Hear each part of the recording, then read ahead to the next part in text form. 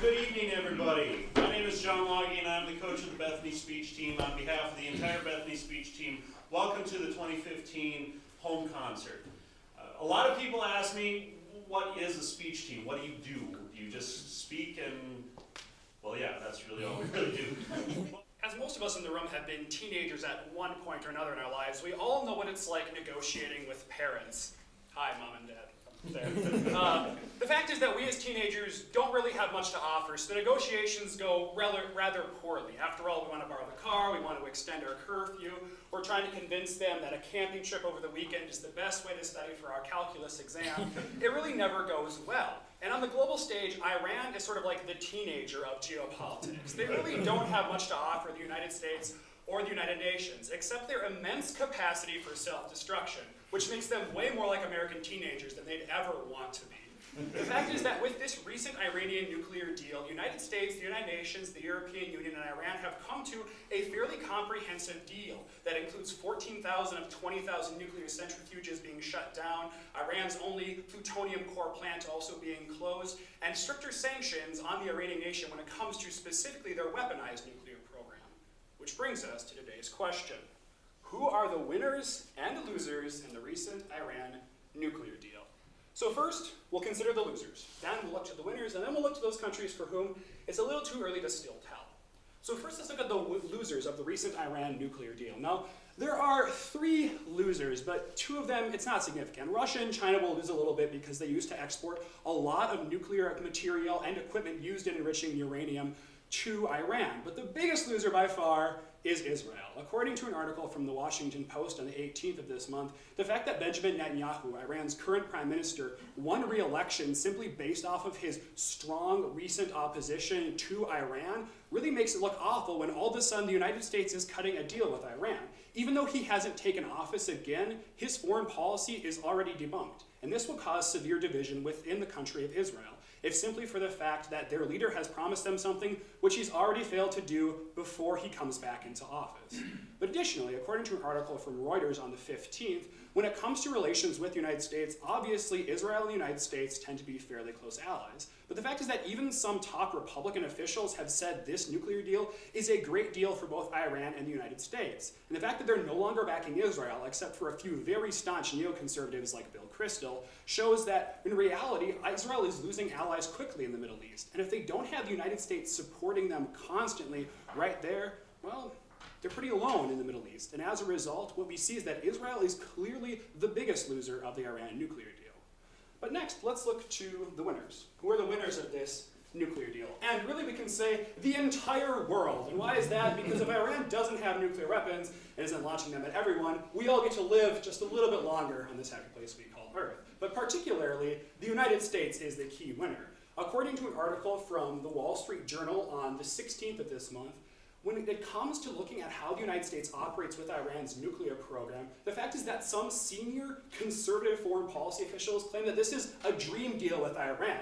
Like you just signed Michael Jordan for $1 as his agent back in the day before he got good. That's how good this deal is when looking at Iran. And obviously, although some of you in this room are horribly disagreeing with me right now, and some of you have no clue what I'm talking about, which is okay because maybe it will come in helpful on your test tomorrow, probably not. But you're still learning. The fact is that the United States really did benefit from this deal. According to an article from the New York Times on the 16th, the fact is that the biggest part of this deal was stricter inspections from the United Nations. And what this means is that, first of all, it's a deterrent, which seems pretty obvious. It's tough to build nuclear weapons when people are looking for them. But the second part is also really important. Iran is not going to develop a new way to create nuclear weapons. It's probably not going to happen. So what we can assume then is the only other way they get their hands on nuclear weapons is if they do it in some secret facility through secret means. But these new regulations, according to this deal, mean that UN weapons inspectors can go to any part of the entire nuclear arms process, meaning that they can inspect how the Iranians are mining uranium, actually, all the way up until the finished product. The fact that they control this entire supply chain then means that Iran's chances of developing nuclear weapons are almost slim to none, making, of course, the entire world happy, but particularly the United States as the key winner in this recent Iran nuclear deal. But who are those for whom it's a little too soon to tell, because the future isn't always really clear. And there are two countries that really it's just far too soon to tell. That would be for Iran and Iraq. So looking at Iran, There are many camps that say that Iran lost in this nuclear deal, that they somehow caved into Western sanctions. And when the entire world is embargoing you, yes, you would assume that you would probably lose if you give in to Western sanctions. But the fact is that Iran has come up with some positives and some drawbacks from this deal. According to an article from the Wall Street Journal on the 17th, having sanctions repealed in Iran might be bad for the Iranian leadership. Quite frankly, they rule right now because the situation is so bad in Iran. And if the situation, particularly the economy, starts to get better, what we see is that people that will be agitated, fairly agitated because of their economic success if that happens. And a civil war wouldn't necessarily be likely, but might be probable. And the fact is that civil wars in the Middle East tend not to go well. I mean, it's not a really good chance that there's going to be a pro-Western, liberty-loving, human rights-loving group that comes into power in Iran. It would probably be someone else, like in Tunisia or Libya or other nations, as the list goes on. But we also see that Iraq is probably a loser, but could be a winner in the long run of this deal as well. Iran and Iraq are close friends right now, and not really as good of friends in that they've always loved each other, but because they're both fighting ISIS, they have to be on the same side right now. And Iran has actually really helped Iraq's fight against ISIS. And so relations between the two nations have become better. But the fact is that according to an article from The Economist on the 19th, with friendlier relations between Iran and other groups, in the end we see the United States as an actor within the Middle East separate from Iraq, and that's going to hurt Iraq's foreign policy. And as a result, when Iraq then loses that touch with the United States, it could severely hurt their capacity to operate separate of either, well, Iran or the United States, which certainly wouldn't lead to sovereignty. So we see that for those countries for whom it's a little too soon to tell, both Iran and Iraq may benefit, but they may fail as well. So in returning to today's question, who are the winners and losers in the recent Iran nuclear deal? We have looked at the losers, the winners, and those for whom it's a little too soon to tell. We see that Israel lost, poor Israel. The fact is that the entire world won other than Israel, which is great. And the fact is that there are two nations for whom it's still a little too early to tell. So just like us as teenagers, negotiating without anything to offer, Iran really didn't have much to offer, but they gave what they had, which is that they partially gave up their capacity for immense self-destruction. But as all of you parents know in the room, the only way that ever completely goes away is when those kids finally grow up. Few personalities in the Bible are more recognized for their manly qualities than the man after God's own heart, the great King David. He was an extraordinary warrior, an accomplished musician, a skilled writer, a man of great wisdom, and, as importantly, a dutiful shepherd over his father's flock. He was courageous, passionate, and most certainly flawed. Today, the concept of being a manly man is something every American male should contemplate. Frankly, most men are not at all clear about what it means to be a real man in American society. The feminist movement has severely reworked the image of manhood, and this has damaged the self-esteem of many men. Now let's be clear. This is about men being strong, moral, dutiful, virtuous men. Frankly, great men, because it is the best gift we can give to the women in our lives. There's nothing in here that diminishes women, dismisses women, or degenerates women. Instead, much of this is about how a man is measured in part by his life, of who he is for the women in his lives. Now, consider the domestic abuse statistics in America. What kind of man thinks it's manly to beat a woman? I could say the same thing for a man who has extramarital affairs, or allows pornography to destroy genuine loving intimacy with a loving wife. It's no wonder today so many people are asking, where are all the real men?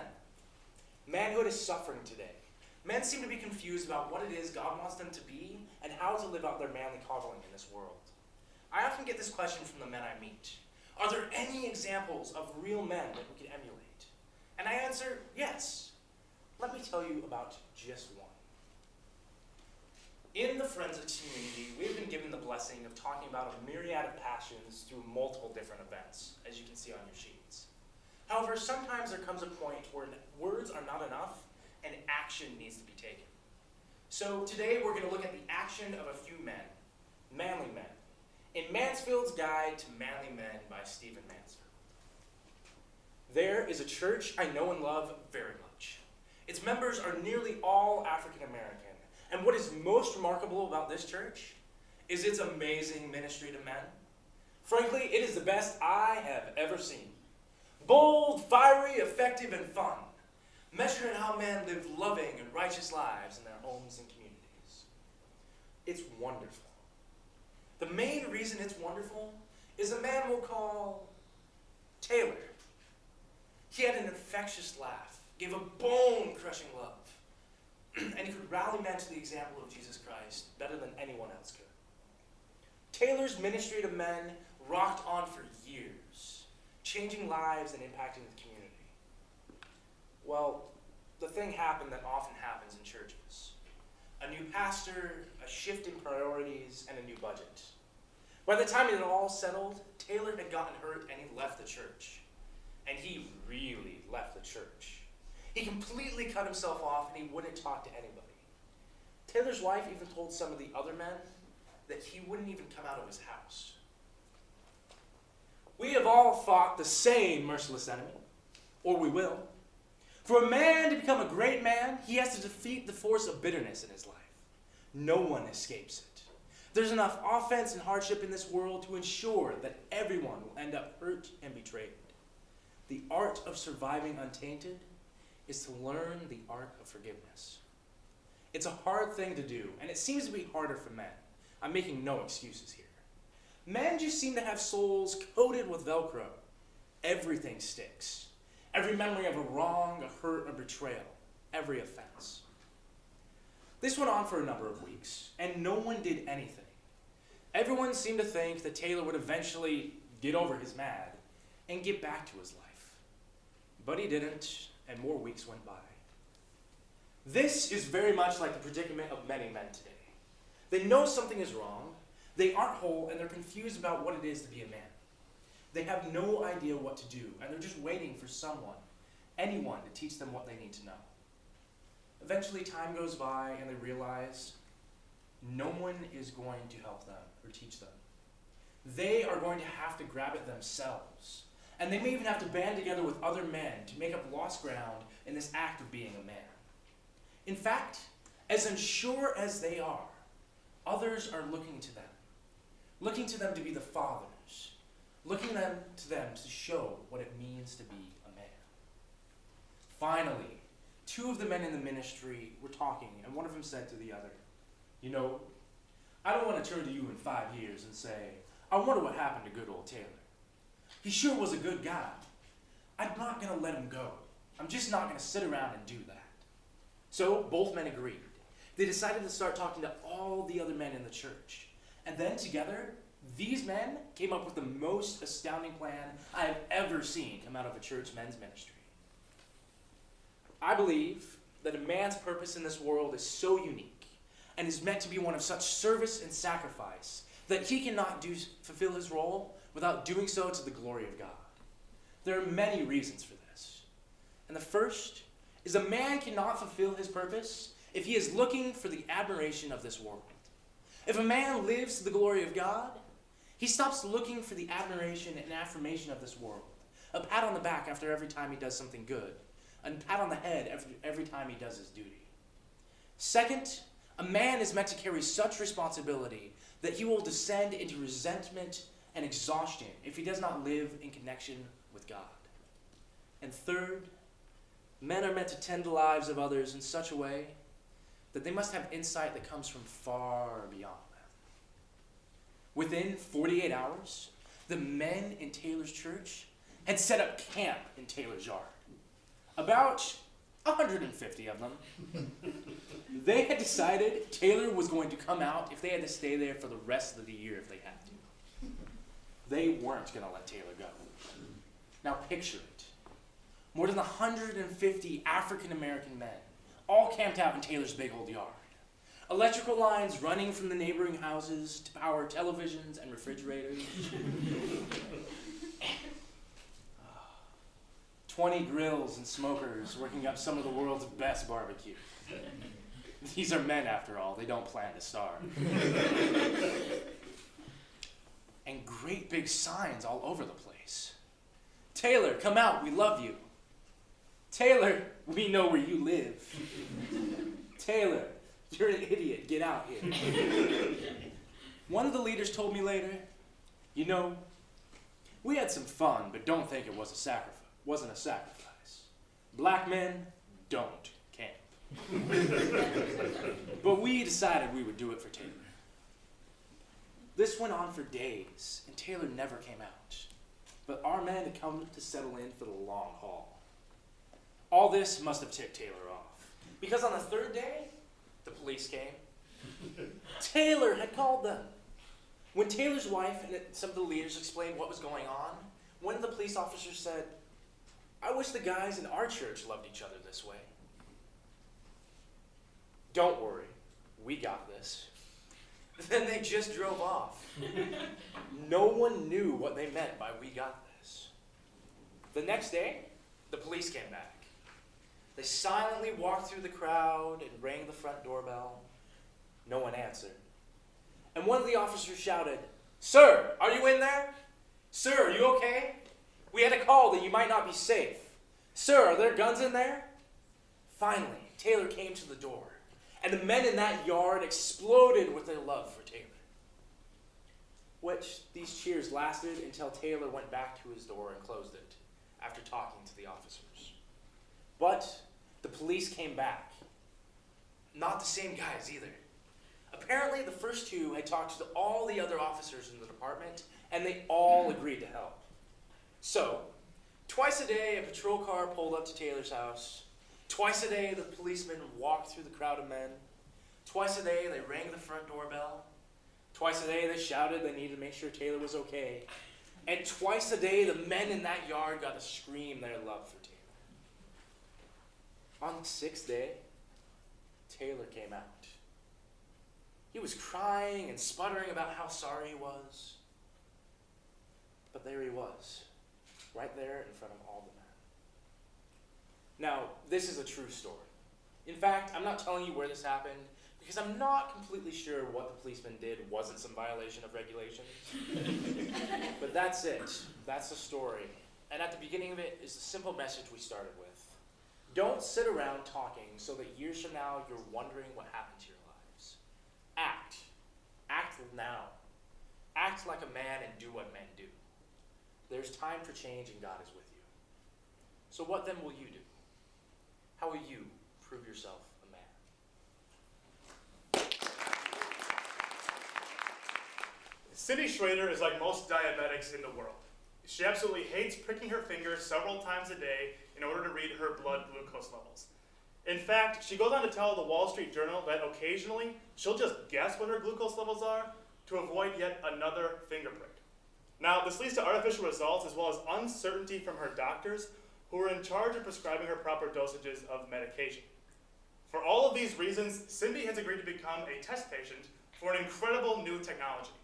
It's called the Smart Tattoo, and one of its many potential functions could be as a non-invasive glucose level sensor in the human body. Now, the Smart Tattoo is one of the hottest topics in the medical and technological worlds of 2015. So today, we will first sketch an outline for what a Smart Tattoo is and how it works. Then we'll color in the details and show you some of the uses that it may have for our society, before finally biting down and grimacing at some of the harms that it may bring along with it as well. But first, before we can talk about uses for the Smart Tattoo, we must first define what makes a tattoo smart, especially since the words smart and tattoo usually don't go in the same sentence together. Now, while there is no Webster's dictionary definition for what a smart tattoo is, researchers and developers alike have agreed that a smart tattoo is a wearable yet removable adhesive device that can function completely on its own without the need for direct involvement from the body that it's attached to. In other words, its intended purpose is to make humans more superhuman. Now, when that tattoo was first introduced, its primary objective was for medical research, such as diabetic or heart rate monitoring. However, as more and more companies entered the developmental gold rush for this product, more and more options for its uses also became apparent. One such company involved in designing the Smart Tattoo is Cambridge, Massachusetts-based MC10. Now, MC10 was founded in 2008 by John Rogers, a former professor from the University of Illinois, Urbana-Champaign. In his time as a professor, Rogers invented the stretchable circuit. And according to a Business Insider article from May of 2014, a stretchable circuit is made by placing electric circuits or transmitters into a stretchable material, such as silicone or polyurethane. Since its implementation in 2008, MC10 has taken that technology and pushed it to its absolute limits. In fact, the company's mission statement reads that their primary objective is to make high-performance electronics virtually invisible, conformal, and wearable. Now, obviously, MC10's version of the Smart Tattoo deals in the medical world. However, other companies, as previously mentioned, have additional thoughts for its uses. Now that we understand some of those ideas of what a smart tattoo really is, we can focus on how it's supposed to work. Now, since there are so many companies involved in designing the smart tattoo, there are many different ideas as how to power it as well. One such method is outlined by the Business Insider article entitled Changing the Norm, published on March 31st of 2014. According to said article, the smart tattoo would work by embedding nanoparticles, such as glucose-sensing protein, encapsulated with a thin layered nanofilm into the subcutaneous layer of the human skin. Or in English, what that means is that you would basically take a piece of paper, cut it down to about half the size of a checkerboard square, laminate it, and place it directly inside your skin. Then, as the glucose levels in the body change, the fluorescent light instrument in that smart tattoo would change color along with it, thus notifying the user for a need of medication. Now, another possible power source for the smart tattoo is through human sweat. Now, lactate is produced in sweat, so the smart tattoo could be manufactured to have enzymes within itself that can read and analyze all of those lactate glands and thus generate their own electrical power. Now, skeptics have said they don't believe users are going to want to exercise vigorously in order to achieve this purpose. So researchers have countered, saying that eventually the smart tattoo can be placed on a patch of skin that is directly above a sympathetic nerve that controls sweat glands. Thus, they can be overridden, producing sweat without any need for heat or forced exertion. So now that we understand a little bit more about what that smart tattoo is and how it might be powered, we can focus on its uses. First, let's talk about it in the medical world. Now, in the status quo, diabetics don't like pricking their fingers several times a day to read their blood glucose levels. And as an introductory example shows, that can lead to artificial results and uncertainty from doctors who need to give them proper dosages of medication. So enter the smart tattoo. According to an article published on VentureBeat.com in March of 2014, MC10 has pioneered their version of the smart tattoo to be unobtrusive, yet completely accurate and efficient when it comes to reading glucose levels in the body. In fact, MC10's smart tattoo will only be 4 centimeters long, 2 centimeters wide, and 3/1000ths of a centimeter thick, so it will not take up much space on the body whatsoever. Then as the glucose levels in the body change, the fluorescent lights change along with them, thus completely eliminating the need for a finger prick. Now, a future goal or objective for MC10 Smart Tattoo is that one day it will be able to administer its very own insulin injection into the bloodstream of the patient that it's attached to without any need for direct interference from that person. Now, while companies such as MC10 are focused on the medical research aspect of smart tattoos, other companies such as Google-owned Motorola Mobility are focused on the technological approach. According to an article published on extremetech.com, last updated in April of 2015, Google has filed a patent for a smart tattoo that can read your thoughts by listening to the unvocalized words in your throat. So not only does Google want to rule the world one day, now they want to read your mind while they're doing it. And according to that same article on Extreme Tech, it's been well known for decades that when you speak to yourself in your inner voice, your brain actually still sends neural spike volleys to your vocal apparatus, as if you were going to speak out loud. The only difference between the two, however, is that that covert speech, as it is called, is subthreshold and does not require the full muscle contraction of your throat. Google's patent reads that they believe their smart tattoo can analyze those unvocalized words and transmit them to a Bluetooth-capable device. But all right, I see some skeptical eyes out there. What are the practical applications for a mind-reading tattoo anyways? For starters, smartphone communication would be in its simplest form that it's ever been. In the status quo, you currently have to ask Siri or ask Google a command in order for your phone to carry it out, right? However, with the smart tattoo, all you have to do is think the command, and your phone would carry it out for you. Other smart devices such as televisions and cars would soon follow suit under that exact same premise. Imagine, if you will, being able to speak to almost all of your household appliances without lifting a finger or saying a word. Or better yet, for you students out there, imagine typing up a paper for finals week of class simply by imagining what you want to appear on your laptop screen and never actually having to touch the keyboard itself. Pretty incredible technology. One more practical application for a mind-reading tattoo primarily deals with members of our Secret Service. Now, according to a Wall Street Journal article from August of 2014, members of our Secret Service currently communicate amongst each other via two-way radio. Now, the problem that this imposes is that those wavelengths can occasionally be intercepted by cyber criminals. However, with the improved technology that the Smart Tattoo offers, safety and security will both be bolstered for members of our Secret Service. Now that we understand some of those uses for the Smart Tattoo, it's finally time to get to that stage and bite down and grimace at some of the harms that it may bring along with it, such as the fact that it's an unproven technology, cybercrime, as briefly mentioned, and finally the idea of personal ethics. But first, as with any new technology, smart tattoos are unproven. There's going to be a period of trial and error before they are perfected. A Wall Street Journal article from April of 2014 outlines the story of a Massachusetts woman who was hospitalized after her trial smart tattoo malfunctioned and administered an unnecessarily high dosage of insulin into her bloodstream. Now, for this error and several others of the like, the smart tattoo remains in the trial and testing stage of its development. However, researchers and experts continue to work around the clock to perfect it before it's made available to the public on the market.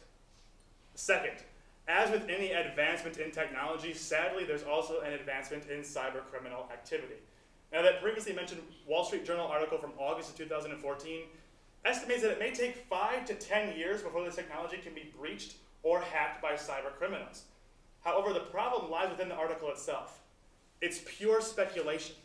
There is no tangible evidence or proof to back up this claim. Let me give you an example. In the near future, what happens if the Secret Service has one of their smart tattoos hacked? Would the President of the United States have his or her, Team Hillary, have their lives put in danger as a direct result of a malfunctioning smart tattoo? We can only hope that today's cyber encoders are up to that challenge. Now finally, the idea of personal ethics also comes into question with the smart tattoo. College students, I'm looking at you on this one. Imagine, if you will, that you're taking an exam.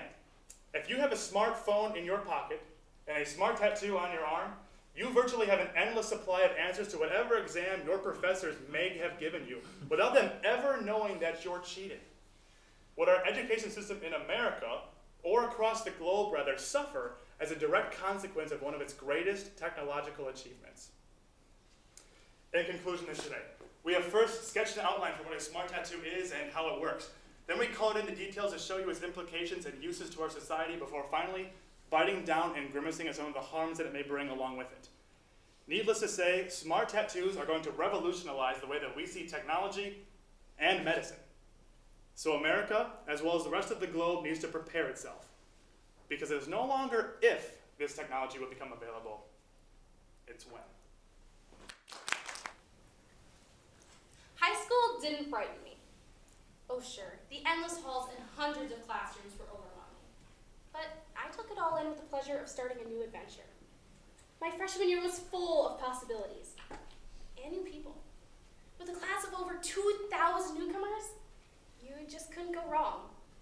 So I, so possessing the innocence of a child, concealed in a touch of mascara and lipstick, set out to meet them all. Spanish 1 introduced me to Ryan. By the student definition, he was a freak. We all hate hardship, whether it's sleeping through our alarm, or trying to deal with family troubles at home, or failing a Regals test. We hate being out of control. But often, it's whenever we're trying to deal with hardships that we tend to go to God. God uses hardships to bring us closer to Him, and to show us how truly blessed we really are, as we will see in Why Ryan Should Live by Sarah Burnett. The black jeans, the well-worn Metallica shirts, the wallet chains, the works. But his unique personality and family troubles drew me to him. Not a crush, more of a curiosity. He was fun to talk to, and where interrupted whispering sessions broke off, hours of phone conversations picked up. It was during one of these evening conversations that as we like to address the incident, occurred. We were discussing the spectacular head of Mrs. Knable's overstyled bangs when I heard Ryan's dad yelling in the background. "Hold on," he muttered, before a question could be asked. I could tell he was trying to muffle the receiver, but you could still hear the horrors of his room or dungeon, maximizing the bellows. And then the line went dead.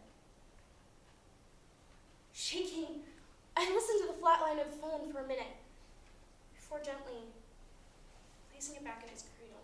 Too scared to call back for fear of what I might hear. I had grown up in an ideal family situation. A mom and a dad and an older sister as a role model. This kind of situation took me by surprise, and I felt confused and helpless at the same time. A couple of tense hours later, after his father had gone to bed, Ryan called me back to apologize. He said that his dad had received a letter from his ex-wife, Ryan's mom, saying that she refused to pay child support. Having no other scapegoat, he stumbled into Ryan's room in rage. I can't take this anymore. All of this fighting, it's always there. His voice had left off, lost in painful thought. All I have to do is pull the trigger, and it will all be over. No, I screamed. Don't talk like that. You know you have so much to live for. It was becoming clearer every second how threatening the situation was. A cold, forced chuckle came from the other end of the line. Huh. Yeah, right, was his response. We got off the phone, but only after promising to go right to bed. Sleep, however, was light years away from me. I was so worried, and I had a feeling I was Ryan's only hope. He had told me multiple times how hard it was to open up to anyone but me. How could someone not want to live? I could literally list the reasons why I loved waking up every morning. Frantically, I racked my brain trying to think of a way to convince Ryan of this. And then the light bulb came on. I took a sheet of notebook paper and entitled it, Why Ryan Should Live. Below, I began listing every reason I could think of that a person had to exist. What started as a few sentences turned into 20, then 32, then 47. By midnight, I had penned 57 reasons for Ryan to live. The last 10 are as follows. 48. 6 feet of earth is pretty heavy. 49. They don't play Metallica in cemeteries. 50. Races aren't biodegradable. 51. God loves you. 52. Believe it or not, your father loves you too. 53. Spanish 1 would be so boring. 54. 2 words. Driver's license. 55. Satan isn't exactly the type of guy you want to hang out with for eternity. 57. How could you live without Twinkies? 57. You should never regret who you are, nor what you become. Believing that I had done my best, I crawled into bed to await tomorrow's chore, saving Ryan. I waited for him at the door to Spanish the next day and handed him the paper as he walked in. I watched him from across the room as he read the creased sheet in his lap.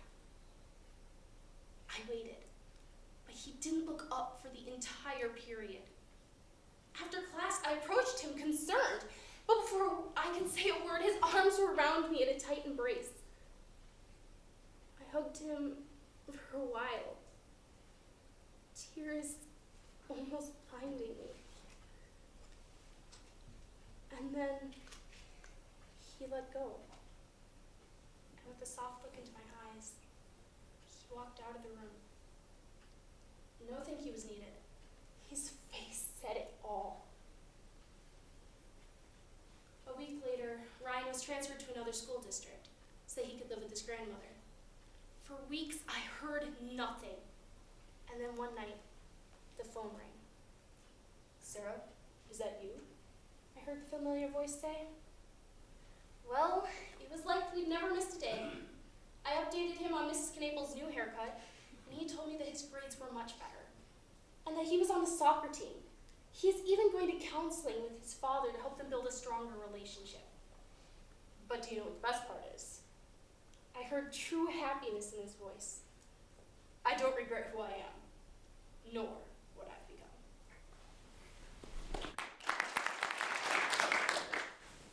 Hello, my name is Shawn, and I'm an addict. Every day, I consume thousands of cookies and still have an amazing selfie-worthy waistline. These cookies are not found in Grandma's freezer, but lurk in the deep and dark mystique that is the web. While I am searching the internet, I consume thousands of cookies. And let me tell you, it's caused my stomach pain. The more I studied this, the more I felt like 1984 Big Brother had taken over. You know, the book by George Orwell, not the stupid reality television show Big Brother. However, before entering the deep web, this is not another one of those the internet is bad speeches. But the internet is really, really, really bad speeches. But there's something we can do about it. So if you're not, because a day, we'll first open up the cookie jar for some explanations. Next, we'll follow cookie crumbs to the gingerbread house of big data before concluding in the world of Sesame Street.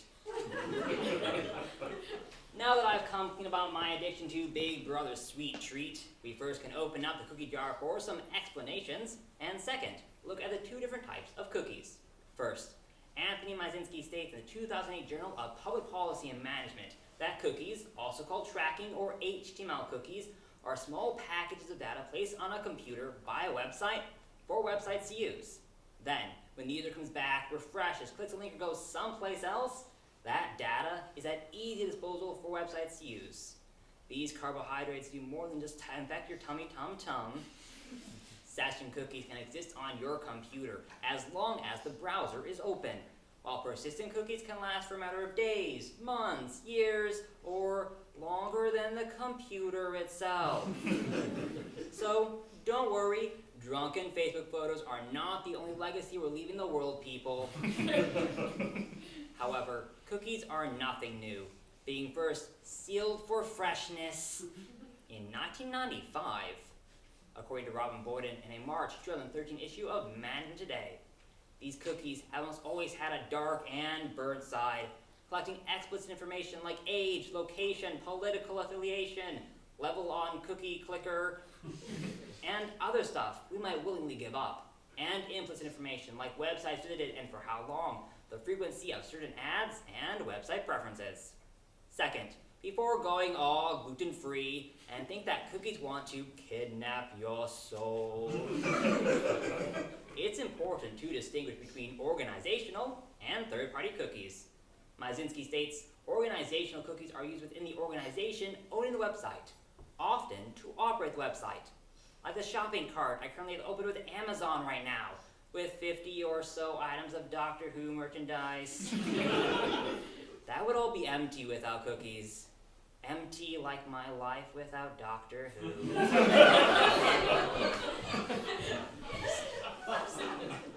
Steve Croft reports in a March 9, 2014 60 Minutes report that all the information Google and Facebook collect on us stays within their own organizations, which they then use to profit from, target us, and mess with our feelings. Because who doesn't want to be sad while reading their news feed? While third-party cookies are originating from some third-party organization, like credit rating agencies to advertisers, collecting information and then selling it for profit. And that includes my selfie-worthy waistline. It's an honor to say that I have been eating cookies since Al Gore invented the internet.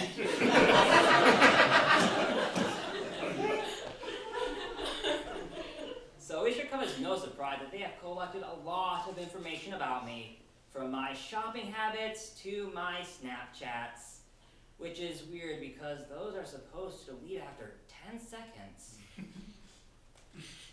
Next, we will follow the cookie crumbs to the gingerbread house of big data.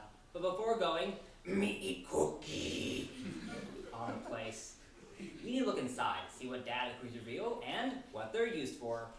Let's face it, cookies serve one purpose: money. And it's not the chump change the Girl Scouts make on their Thin Mints. Julian Angwin states in a 2013 book, Dragnet Nation, that cookies are used to make online advertising profitable. For advertisers, cookies work like this. Say you're about to be a recent college graduate looking for a job. Such search history is stored on your computer through cookies that when you log on to a website like YouTube, that ad space is auctioned off faster than it takes the cream off an Oreo, using cookies to know which ads are going to be relevant to you. These cookies quickly turn from warm and gooey to rock-hard vanilla wafers. The USA Today reported in 2013 that prices for airline tickets and hotels can be changed based on cookie information, like computer type and location, meaning it's best to get a PC and move into the Toll House Inn in Whitman, Massachusetts, or else you'll get ripped off. The same can sadly be said for smaller purchases, such as books and clothing, and you've bought online shopping made your life a piece of cookie cream pie. Mark Sullivan reports in the August 2010 issue of PC World that Target developed an online pregnancy test. Yeah, a computer program based on shopping habits to tell if someone is expecting a little bundle of screaming joy before mommy even knew. This, of course, was not all innocent. Target then used this program to suggest items to new and expecting parents and give them directions to their nearest Target location because they were so sleep deprived, they had no clue where they were going in the first place. Yet, mix together a cup of spine, a pound of resourceful business planning, a pinch of an ignorant population, and a stick of Crisco, and bing! Say hello to big data. According to Croft's 60 Minutes report, these are third-party organizations that collect information about everyone and then sell it to anyone willing to pay. They get their information from government resources like the DMV and IRS. They know who all your friends are on Facebook. They have your OkCupid dating profile and even your medical history. And then they organize people onto lists if they're alcoholics or at the Bethany Speech Team home concert for extra credit. You're welcome. They know whether you're a fan of Justin Bieber or Nicolas Cage, how many hours a day you spend watching cat videos, and that as a new member of Tinder, you spend your days going like, wow, are those real? Like, ass. Angwin's Drainant Nation states that Axiom, by far one of the largest data broker agencies, claims to have nearly 3,000 propensities for nearly every U.S. consumer, and that's increasing. But before the milk sours, big data companies have a perfectly legal right to our data. It's written in the Constitution, just read the Fourth Amendment, or ask Sarah Edwards. The Fourth Amendment, fundamental to law enforcement operations, has loopholes that tech companies exploit to get into bed with us, including a menage a trois between public space, third party, and metadata. So, get eating. It's going to be a bit difficult to bring down that gingerbread house. Determined not to become Oscar the Grouch because I don't like garbage. I hit Control-Alt-Delete on my search history. Next, we'll enter the world of Sesame Street, where this speech is brought to you by the letter C, for solutions. To solve the problem with cookies, we'll be using cookies with Cookie Monster's Internet Cookie acronym. C is for convince. As in convince yourself to take action. This is a lifestyle change, not a one-week cookie smoothie cleanse. O for obtain, the tools you will use to seek a life of post-internet surveillance.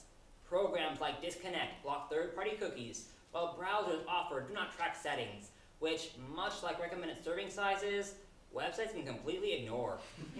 According to Theon Kowalski of Lifehacker on August 5th, 2011. O for organization, of what internet activities are essential to your life and what are not. Like, do you really need to have as many friends on Facebook as Mark Zuckerberg? Or membership to the Cookie of the Month Club? K for kryptonite, as in know your weaknesses, like your inability to not tweet while drunk. I for intelligence, because cookies are smart. Smarter than you. So I'm sorry, but good luck with that one. E for execute, the measures you will use to seek a life not dominated by cookies. Bite by bite. Because you do not want to become the internet slave. S for steadfast, because you are fighting a losing battle and you cannot give up. The fight for humanity against Skynet's all-powerful machines rests in your hands. Now, I know this is a lot of pressure. But remember, this is Sesame Street, and the day was saved by cookies. And this speech is brought to you by the letter C for solutions. And someday, that will make sense. As we now all come to maybe have a cookie problem, remember, these are computer chip cookies, and if you eat one, they will kill you. Living in Orwell's twisted mind, we first opened up the cookie jar for some explanations. Next, we followed the cookie crumbs to the gingerbread house of big data before concluding in the world of Sesame Street. I'm happy to say that I am now in recovery, and my selfie-worthy waistline is still intact, as I've come to learn how to eat cookies responsibly. Now, I just need to work on the six-pack.